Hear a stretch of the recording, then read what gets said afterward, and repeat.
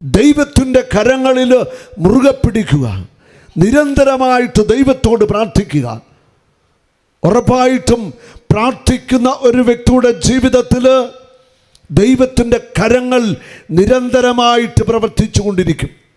പ്രാർത്ഥിക്കുന്ന ഒരമ്മയുടെ കുടുംബം, അപ്പൻ്റെ കുടുംബത്തെ ദൈവം ഒരിക്കലും ഉപേക്ഷിക്കത്തില്ല. പ്രാർത്ഥിക്കുന്ന മാതാപിതാക്കൾ, അവിടെ സങ്കടങ്ങൾക്ക് കർത്താവ് മറുപടി നൽകുന്ന സമയമുണ്ട്. ഉറപ്പാണിത്. അത് നിങ്ങളുടെ കണ്ണുനീരിനും പ്രാർത്ഥനയ്ക്കും ദൈവം ഉത്തരം നൽകും. അത് നമ്മുടെ സങ്കടങ്ങളിൽ നമ്മെ ബലപ്പെടുത്തുവാനായിട്ട് പ്രാർത്ഥന വേണം. നിരാശപ്പെട്ട് ദുഃഖത്തിൽ നെഗറ്റീവ് ചിന്തകളിൽ നമ്മൾ ജീവിക്കാനായിട്ട് പാടില്ല. പ്രതികൂലങ്ങൾ ഉണ്ടാകുമ്പോൾ പ്രത്യാശയോടെ നമ്മൾ പ്രാർത്ഥനയിലേക്ക് തിരിച്ചു വരിക. സഹനങ്ങൾ ഉണ്ടാകുമ്പോൾ കൂടുതൽ ദൈവത്തോട് ചേർന്നിരുന്ന് പ്രാർത്ഥിക്കാൻ നമുക്ക് സാധിക്കട്ടെ. ക്രിസ്തുവിൻ്റെ സഹനത്തിൽ പങ്കാളികളാകാൻ സാധിച്ചോ, അതൊരു മഹാഭാഗ്യം തന്നെയാണ്. 1 പത്രോസ് 4:14 പറയുന്നുണ്ട്, ക്രിസ്തുവിൻ്റെ നാമനിമിത്തം നിന്ദിക്കപ്പെട്ടാൽ നിങ്ങൾ ഭാഗ്യവാന്മാർ. എന്തെന്നാൽ മഹത്വത്തിൻ്റെ ആത്മാവ്, അതായത് ദൈവാത്മാവ് നിങ്ങളെ വസിക്കുന്നു. ക്രിസ്തുവിൻ്റെ നാമത്തെ പ്രതി നിങ്ങൾ നിന്ദിക്കപ്പെട്ടാൽ നിങ്ങൾ ഭാഗ്യവാന്മാർ. ഹല്ലേലൂയ. അതൊരു സന്തോഷ വാർത്തയാണ്. ക്രിസ്തുവിൻ്റെ നാമത്തെ പ്രതി നിങ്ങൾ നിന്ദിക്കപ്പെട്ടാൽ നിങ്ങൾ ഭാഗ്യവാന്മാർ. അല്ലെ, യേശു ക്രിസ്തുവിൻ്റെ നാമത്തെ പ്രതി നമ്മൾ നിന്ദിക്കപ്പെടുന്നുണ്ടെങ്കിൽ, അപമാനിക്കപ്പെടുന്നുണ്ടെങ്കിൽ, ഒറ്റപ്പെടുന്ന അനുഭവം ഉണ്ടെങ്കിൽ നിശ്ചയമായിട്ട് നമ്മൾ ഭാഗ്യവാന്മാരാണ്. ഹല്ലേലൂയ. ഒരുപക്ഷേ ചിലരുടെയെങ്കിലുമൊക്കെ ജീവിതത്തിൽ അനുഭവം കാണും. ശനിയാഴ്ച ചിറ്റടിക്ക് ഏകദിന കൺവെൻഷന് പോവുകയാണെന്ന് പറഞ്ഞപ്പോൾ, അല്ലേ, മറ്റുള്ളവർ പരിഹസിച്ച അനുഭവങ്ങൾ ചിലരുടെയെങ്കിലുമൊക്കെ ജീവിതത്തിൽ കാണും. ശരിയല്ലേ? അല്ലേ? അതെ. പ്രാർത്ഥനയ്ക്ക് പോകുന്നു, വചനം കേൾക്കാൻ പോകുന്നു, പരിഹസിച്ചാൽ ഉറപ്പായിട്ടത് ക്രിസ്തുവിനെ പ്രതി നിങ്ങൾ ഏറ്റുവാങ്ങുന്ന നിന്ദനമാണ്. അല്ലെ, യേശു ക്രിസ്തുവിനെ പ്രതി നിങ്ങൾ നിന്ദിക്കപ്പെട്ടാൽ നിങ്ങൾ ഭാഗ്യവാന്മാർ. നമ്മളെ ഭാഗ്യവാന്മാരുടെ ഗണത്തിലേക്ക് ഉയർത്തുകയാണ്. മത്തായി സുവിശേഷം 5 ഭാഗ്യവാന്മാരെക്കുറിച്ച് പറയുന്നുണ്ട്, ഹൃദയവിശുദ്ധിയുള്ളവർ ഭാഗ്യവാന്മാർ. നമ്മളെ ഹൃദയവിശുദ്ധിയിലേക്ക് നയിക്കാൻ വേണ്ടിയായിരിക്കാം ചില സഹനങ്ങൾ നമ്മുടെ ജീവിതത്തിൽ ദൈവം അനുവദിക്കുന്നത്. അങ്ങനെ സഹനങ്ങളിലൂടെ നമ്മൾ ഓരോരുത്തരും വിശുദ്ധീകരിക്കപ്പെടുകയാണ്. സഹനങ്ങളിലൂടെ നമ്മൾ ഓരോരുത്തരും ദൈവത്തിന് പ്രിയപ്പെട്ടവരായിട്ട് മാറുകയാണ്. സഹനങ്ങളിലൂടെ നമ്മൾ ക്രിസ്തുവിൽ ഒന്നായിട്ട് മാറുകയാണ്. ഹല്ലേലൂയ. അപ്പോൾ സഹനത്തിന് നമ്മുടെ ജീവിതത്തിൽ വലിയ ഒരു മൂല്യമുണ്ട്. പക്ഷെ മനുഷ്യന് ഏറ്റവും അധികം ഇഷ്ടപ്പെടാത്ത ഒരു കാര്യമാണ് സഹനമെന്ന് പറയുന്നത്. സഹനം, അല്ലേ? സഹനം എന്ന് പറയുന്നത് ഇഷ്ടപ്പെടാത്ത കാര്യമാണ്. പക്ഷേ സഹനത്തെ നമ്മൾ ഇഷ്ടപ്പെട്ട് തുടങ്ങണം. നമ്മൾ സഹനത്തെ, ദൈവം അനുവദിക്കുന്ന സഹനങ്ങളെ സന്തോഷത്തോടു കൂടി തന്നെ നമ്മൾ സ്വീകരിക്കണം. Hallelujah, hallelujah. യേശുവേ നന്ദി. ഞാൻ ഓർക്കുകയാണ്, ഒരിക്കൽ ഇവിടെ വർഷങ്ങൾക്ക് മുമ്പ് നമ്മുടെ ടീമിലുണ്ടായിരുന്ന സിബി എന്നൊരു മകൻ, സിബി മരിച്ചുപോയി. സിബിയുടെ റിലേറ്റീവായിട്ടുള്ള ഒരു സഹോദരി പെങ്ങളായിട്ട് വരും. ഒരു ജനിച്ചു കഴിഞ്ഞപ്പോൾ അവിടെ കുഞ്ഞിന് കഴുത്തിന് ബലമില്ലാത്തൊരു കുട്ടിയാണ്. കഴുത്തിന് ബലം നഷ്ടപ്പെട്ട ഒരു കുഞ്ഞ്.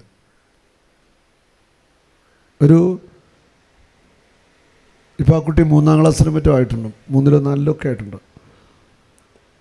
ഇവിടെ അന്ന് ആ കുഞ്ഞൊരു 4-5 മാസമായപ്പോൾ ആ കുഞ്ഞിനെ ഇവിടെ കൊണ്ടുവന്നു. ഞാനിപ്പോൾ ഓർക്കുന്നു, ഇവിടെ നിന്ന് പ്രാർത്ഥിച്ച് ഓർക്കുന്നുണ്ട്.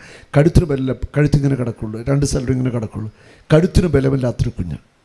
അന്ന് ആ കുഞ്ഞിന് വേണ്ടി പ്രാർത്ഥിച്ചെന്നും അത്ഭുതം നടക്കുക. പ്രാർത്ഥിച്ച നിമിഷം തന്നെ കർത്താവ് കഴുത്തിന് ബലം കൊടുത്തു. Hallelujah, hallelujah. അന്ന് ആ മാതാപിതാക്കൾക്കും കുടുംബത്തിലുള്ളവർക്കും അത് വലിയൊരു സഹനമായിരുന്നു, ഒരു കണ്ണുനീരായിരുന്നു. ഹല്ലേലൂയ. അത് നമ്മുടെ ജീവിതത്തിൽ സംഭവിക്കുന്ന ചില കാര്യങ്ങൾ സഹനമാണ്, അതിൻ്റെ ഒരു ദുഃഖമുണ്ട്. പക്ഷെ ആ ദുഃഖത്തെ അതിജീവിക്കുന്ന ഒരു സന്തോഷത്തിലേക്ക് കർത്താവിന് നമ്മളെ നയിക്കുവാനായിട്ട് സാധിക്കും. Hallelujah, hallelujah. ആ സഹനങ്ങളെല്ലാം നമ്മുടെ വിശുദ്ധീകരണത്തിനും അനുഗ്രഹത്തിനുമായിട്ട് ദൈവം മാറ്റുകയാണ്. ഇന്ന് ഇവിടെ വചനം കേൾക്കുന്ന പല വ്യക്തികളുമുണ്ട്. ഹൃദയത്തിൽ ഒത്തിരിയേറെ മുറിവേറ്റവർ, സഹനങ്ങളിലൂടെ കടന്നു പോകുന്നവർ, വേദന അനുഭവിക്കുന്നവരൊക്കെ ഉണ്ട്. ഞാൻ ഓർക്കാണ്, ഒരിക്കൽ ഇവിടെ ധ്യാനിക്കാനായിട്ട് വന്ന ഒരു പിതാവ്, അന്നത്തെ ഏകദിനമൊക്കെ കഴിഞ്ഞ് എല്ലാവരും പ്രാർത്ഥിച്ചു തിരുവോളം ഇവിടെ കാത്തുനിന്നു. ഏറ്റവും അവസാനമായി എൻ്റെ അടുക്കൽ വന്നിട്ട് ആ മനുഷ്യന് ഒറ്റ പൊട്ടിക്കരച്ചിലാണ്. കരയാനൊരു കാരണമുണ്ട്. അദ്ദേഹത്തിൻ്റെ മൂത്ത മകൻ എന്തോ വീട്ടിൽ എന്തോ സ്വത്തുമായിട്ട് ബന്ധപ്പെട്ടുണ്ടായ സംസാരമോ തർക്കമോ ഉണ്ടായി. മൂത്ത മകൻ അപ്പനിട്ട് അടി കൊടുത്തു. അത് മൂത്ത മകൻ്റെ അടി വാങ്ങിച്ച് അപ്പൻ ഇവിടെ നിന്ന് കരയുക എൻ്റെ ഇടയ്ക്ക് മുമ്പിൽ നിന്ന്. ആ പിതാവിൻ്റെ ഹൃദയത്തിലെ ആ വേദന, ആ ഒരു വിഷമം എത്ര വലുതായിരിക്കും സ്വന്തം മകൻ അടിക്കുക എന്ന് പറഞ്ഞാൽ. എന്നിട്ടും ആ പിതാവിന് മകനോടൊരു വെറുപ്പില്ല. അത് കഴിഞ്ഞു, ക്ഷമിച്ചെല്ലാം. സങ്കടമുണ്ട്, ചിലർ ക്ഷമിച്ചു. ചിലർക്ക് കുടുംബത്തിൽ നിന്ന് മക്കളിലൂടെ തന്നെയായിരിക്കാം ഒന്നിനു പിറകെ ഒന്നായിട്ട് സഹനങ്ങൾ കടന്നു വരുന്നത്. അല്ലെ, ഒന്നിനു പിറകെ ഒന്നായിട്ട് ചില പറയാറുണ്ട്, ഒന്നിനു പിറകെ ഒന്നായിട്ട് രോഗങ്ങൾ, തകർച്ചകൾ, പരാജയങ്ങൾ. ഇവിടെ നമ്മൾ പതറിപ്പോകാതെ ക്രിസ്തുവിൻ്റെ കുരിശിലേക്ക്, അവൻ്റെ മുറിവിലേക്ക് നോക്കണം. നമുക്ക് എത്ര സഹനമുണ്ടോ അതിനെ തോൽപ്പിക്കത്തക്ക വിധം നമ്മൾ പ്രാർത്ഥനാ ജീവിതത്തിലേക്ക് കടന്നു വരണം. എത്രമാത്രം പ്രാർത്ഥിക്കുന്നോ അതനുസരിച്ച് ദൈവിക ഇടപെടൽ നമ്മുടെ ജീവിതത്തിലുണ്ടാവും. Hallelujah, hallelujah. അപ്പോൾ കർത്താവ് നമ്മുടെ ജീവിതത്തിൽ ഒരു സഹനം അനുവദിച്ചാൽ നമുക്ക് താങ്ങാവുന്ന സഹനമേ കർത്താവ് തരത്തുള്ളൂ. ഒരിക്കലും നമ്മളെ തകർക്കാൻ ഒരു സഹനം ദൈവം തരത്തില്ല. ഒരു കൊച്ചുകുട്ടി പിറന്നു കഴിഞ്ഞാൽ അതിനെ ഒന്ന് നടക്കാറാകണമെങ്കിൽ എത്രമാത്രം മാതാപിതാക്കൾ എന്നെ ശുശ്രൂഷിക്കണം, അല്ലേ? കുഞ്ഞായിരിക്കുമ്പം ആദ്യമേ കിടന്നു, പിന്നെ കമന്നു, പിന്നെ വലിഞ്ഞു, പിന്നെ എഴുന്നേറ്റ് വന്നു, ആ വീഴ്ച പിന്നെ പലതവണ വീണു, പിന്നെ നടന്നു. അങ്ങനെയൊക്കെയാണ് ഒരു കുഞ്ഞ് നടക്കാറാവുന്നത്. ശരിയല്ലേ? അതെ.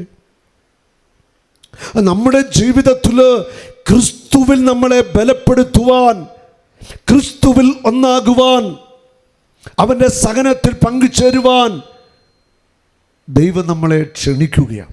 അത് നമ്മുടെ ജീവിതത്തിൽ അനുഭവിക്കുന്ന കൊച്ചു കൊച്ചു സഹനങ്ങളെ ഓർത്ത് നമ്മൾ പരാതിപ്പെടാതെ, അവയെ ഓർത്ത് ദൈവത്തെ ദുഷിക്കാതെ, ദൈവത്തിന് സഹനങ്ങളെ ഓർത്ത് നന്ദി പറയാൻ സാധിക്കണം. ഹല്ലേലൂയ.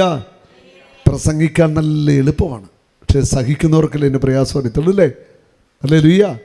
പ്രസംഗിക്കുന്ന ഞാനും സഹനങ്ങളിലൂടെയൊക്കെ ഇഷ്ടം പോലെ പോയിട്ടുണ്ട്. ആ സഹനങ്ങളിലൂടെ പിടിച്ചു നിൽക്കണമെങ്കിൽ, പോകണമെങ്കിൽ നമ്മൾ പ്രാർത്ഥനയുടെ മനുഷ്യരായാൽ മതി. യേശുവിൻ്റെ പീഡാസഹനത്തിൻ്റെ സമയമായപ്പോൾ യേശു ഗെത്സമൻ തോട്ടത്തിലേക്ക് പോകുക. അന്ത്യത്താഴ വിശുദ്ധ കുർബാന സ്ഥാപനമൊക്കെ കഴിഞ്ഞു, ഒരു സ്തോത്രഗീതമൊക്കെ ആലപിച്ചിട്ട് യേശു ഗെത്സമൻ തോട്ടത്തിലേക്ക് പോയി. അവിടെ യേശു പലപ്പോഴും പോകാറുണ്ടായിരുന്നു പ്രാർത്ഥിക്കുവാനായിട്ട്. രാത്രിയുടെ യാമങ്ങളിൽ മലമുകളിലേക്ക് അവൻ പോയി പ്രാർത്ഥിച്ചു. പ്രഭാതത്തിലൂടെ അവൻ പോയി പ്രാർത്ഥിച്ചു വിജന സ്ഥലങ്ങളിൽ. ഗെത്സമൻ തോട്ടത്തിലേക്ക് ചെന്നു. പത്രോസ്, യാക്കോബ്, യോഹന്നാൻ അവർ കൂടെയുണ്ട്. അവരോട് പറഞ്ഞു, നിങ്ങളിവിടെ പ്രാർത്ഥനയിലായിരിക്കുക. മറ്റു ശിഷ്യന്മാരുണ്ട്.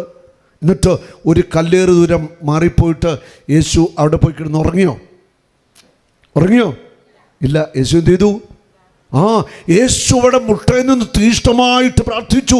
ലൂക്കാസ് സുവിശേഷത്തിൽ വായിക്കുന്നു, ദൈവം ഒരു മാലാഖയെ അയച്ച് യേശുവിനെ ശക്തിപ്പെടുത്തുകയാണ്. നമ്മുടെ സഹനങ്ങളിൽ ശക്തിപ്പെടുത്തുവാൻ ദൈവം മാലാഖമാരെ പോലെ ചില നല്ല മനുഷ്യരെ ദൈവം നമുക്ക് വേണ്ടി കൂട്ടിച്ചേർത്തു തരും. Hallelujah, hallelujah. ഗെത്സമൻ തോട്ടത്തിൽ രക്തം വിയർത്ത് യേശു പ്രാർത്ഥിക്കുകയാ. താൻ ഏറ്റെടുക്കാനുള്ള പീഡാസഹനം, ആ പീഡകൾ, വേദനകൾ, കുരിശിലെ മരണം, അപമാനങ്ങൾ, നൊമ്പരങ്ങൾ, ഇതൊക്കെ യേശു കാണുകയാണ്. ലൈവായിട്ട് കണ്ട് രക്തം വിയർത്ത് പ്രാർത്ഥിക്കുകയാണ്. ഹല്ലേലൂയ. അത് കഴിഞ്ഞ് യേശു വരുമ്പോൾ ഇത് ശിഷ്യന്മാർ കിടന്ന് നല്ല ഉറക്കുക. അവിടെ കണ്ണുകൾ നിദ്രാഭാരമുള്ളവയായിരുന്നു. അവിടെ മനസ്സിനാകെ സങ്കടമായിരുന്നു. അവർ ഉറങ്ങിപ്പോയി. യേശു ചോദിക്കുന്നു, 1 മണിക്കൂറെങ്കിലും എന്നോടുകൂടെ ഉണർന്നിരിക്കാൻ നിങ്ങൾക്ക് കഴിയുന്നില്ലേ? 1 മണിക്കൂറെങ്കിലും എന്നോടുകൂടെ ഉണർന്നിരിക്കുവാൻ നിങ്ങൾക്ക് കഴിയുകയില്ലേ? ഉറങ്ങി വിശ്രമിച്ചു കൊള്ളുക. ഹല്ലേലൂയ. 1 മണിക്കൂറെങ്കിലും എന്നോടുകൂടെ ഉണർന്നിരിക്കുവാൻ നിങ്ങൾക്ക് കഴിയത്തില്ലേ? കർത്താവ് ചോദിക്കുക. നമ്മൾ ഉണർന്നിരുന്ന് പ്രാർത്ഥിക്കണം. നമ്മൾ പ്രാർത്ഥനയുടെ മനുഷ്യരായിട്ട് മാറണം. പ്രാർത്ഥിക്കുന്ന മനുഷ്യൻ്റെ ജീവിതത്തെ ഒരു സഹനങ്ങളും തകർക്കത്തില്ല. പ്രാർത്ഥിക്കുന്ന മനുഷ്യൻ്റെ ജീവിതത്തിൽ ഒരു സാത്താനും തകർക്കാൻ പറ്റത്തില്ല. പ്രാർത്ഥിക്കുന്ന മനുഷ്യൻ്റെ ജീവിതത്തെ ഒരു കടബാധ്യതയും തകർക്കത്തില്ല.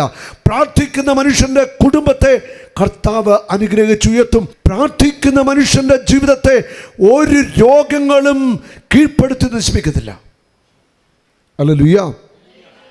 ഒരു കടബാധ്യതയ്ക്കും നമ്മളെ തകർക്കാൻ പറ്റത്തില്ല. നമ്മൾ പ്രാർത്ഥിക്കണം, നിരന്തരം പ്രാർത്ഥിക്കുക. സഹനങ്ങളെയും തോൽവികളെയും നഷ്ടങ്ങളെയും ഒക്കെ അതിജീവിക്കാൻ ഒറ്റ വഴിയേ ഉള്ളൂ, പ്രാർത്ഥിക്കുക. അത് നിരന്തരമായ ഒരു പ്രാർത്ഥനാ ജീവിതത്തിലൂടെ എല്ലാ സഹനങ്ങളെയും തകർച്ചകളെയും പരാജയങ്ങളെയും അതിജീവിച്ച് നമുക്ക് മുൻപോട്ട് പോകുവാനായിട്ട് സാധിക്കും. Hallelujah, hallelujah. ഗെത്സമനിയിൽ പ്രാർത്ഥിക്കാതെ ഉറങ്ങിയ പത്രോസ യേശുവിനെ തള്ളി പറഞ്ഞത്. പ്രാർത്ഥിക്കാതെ കിടന്ന് ഉറങ്ങിയ പത്രോസ യേശുവിനെ തള്ളി പറഞ്ഞത്. ഹല്ലേലൂയ. അപ്പോൾ നമ്മൾ സൂക്ഷിക്കണം. അമിതമായ ഉറക്കവും ക്ഷീണവും മടുപ്പും പ്രാർത്ഥനയോട് ഇഷ്ടമില്ലായെയും, ചിലർക്ക് പ്രാർത്ഥിക്കാനൊന്നും വലിയ താല്പര്യമൊന്നുമില്ല. കൂടി വന്ന വൈകിട്ട് സന്ധ്യാപ്രാർത്ഥനയ്ക്ക് ഒരു കൊന്ത ചെല്ലും. അതൊക്കെ ഒരു നോർമലി ഉള്ളൊരു പ്രാർത്ഥന. അതൊന്നുമല്ല ദൈവം ആഗ്രഹിക്കുന്നത്. അത് വീട്ടിൽ നടക്കട്ടെ. അപ്പനമ്മയും മക്കളൊക്കെ കൂടി ഒരു കൊന്തയിൽ ബൈബിളൊക്കെ വായിച്ച് പറയും. വ്യക്തിപരമായിട്ടിരുന്ന് നിങ്ങൾ ബൈബിൾ വായിക്കുക, കൊന്ത ചെല്ലുക, ഈശോയെ സ്തുതിക്കുക, പ്രാർത്ഥിക്കുക. ഒരു മണിക്കൂറെങ്കിലും ഒരു ദിവസം നിങ്ങൾക്ക് ഒറ്റയ്ക്കിരുന്ന് പ്രാർത്ഥിക്കാൻ പറ്റണം. വീട്ടിൽ ഇരുന്നോ അല്ലെങ്കിൽ അടുത്ത് എവിടെയെങ്കിലും ആരാധനാ ചാപ്പലാണെങ്കിൽ അവിടെ പോയി നിന്നൊക്കെ നിങ്ങളൊന്ന് പ്രാർത്ഥിച്ച് ദൈവത്തിൻ്റെ വലിയ ഇടപെടലുകളെ നിങ്ങൾ കാണുവാനായിട്ട് തുടങ്ങും. Hallelujah, hallelujah. യേശു ഗെത്സമനിയിൽ രക്തം വിയർത്ത് പ്രാർത്ഥിച്ചപ്പോൾ ദൈവത്തിൻ്റെ ദൂതൻ ഇറങ്ങി വന്ന് ആശ്വസിപ്പിച്ചു എന്നാണ് വചനം പറയുന്നത്. നിന്റെ ജീവിതത്തിൽ കണ്ണുനീരിലും തോരാത്ത സഹനങ്ങളിലും കർത്താവ് അതിനെ സഹായിക്കുവാനായിട്ട് തൻ്റെ ആത്മാവിൻ്റെ ബലം തരും. നമ്മളെ ബലപ്പെടുത്താൻ പരിശുദ്ധാത്മാവ് നമ്മുടെ കൂടെയുണ്ട്. അവൻ നമുക്ക് വേണ്ടപ്പെട്ട വിധത്തിൽ വ്യക്തികളെ നമുക്ക് വേണ്ടി കൂട്ടിച്ചേർത്ത് തരും. Hallelujah, hallelujah, hallelujah. അതുകൊണ്ട് ജീവിതത്തിലുണ്ടാകുന്ന സഹനങ്ങളും വേദനിപ്പിക്കുന്ന അനുഭവങ്ങളും ഒക്കെ ഉണ്ടാകുമ്പോൾ ഒരിക്കലും നമ്മൾ ദൈവത്തെ ദുഷിക്കരുത്, ദൈവത്തെ പഴി പറയരുത്. സഹനങ്ങളിൽ പങ്കുകാരാകുന്നതിൽ ആഹ്ലാദിക്കാൻ ആ ദൈവത്തിൻ്റെ വചനം നമ്മെ പഠിപ്പിക്കുന്നത്. ക്രിസ്തുവിൻ്റെ നാമത്തെ പ്രതി നിന്ദനം ഏൽക്കേണ്ടി വന്നാൽ അത് വലിയ ഒരു ഭാഗ്യമാണ്. ഒരു നാളും നീ അനാഥനല്ല, ഒരു നാളും നീ അന്യനല്ല, ഒരു നാളും നീ അനാഥനല്ല.